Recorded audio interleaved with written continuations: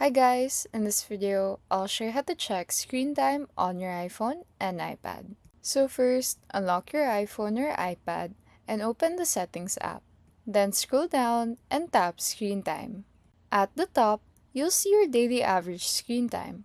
Then tap See All App and Website Activity for more details. Now you can see which apps you use the most. You'll also see how much time you spend on each app every day.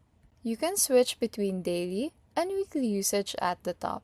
You can scroll down to see how many times you picked up your device. You can also check which apps send the most notifications. You can also use features like app limits, downtime, and communication limits. These tools help reduce distractions or limit app usage if needed. And that's how to check screen time on your iPhone and iPad. If this video helped, leave a like and subscribe for more easy Mac tutorials.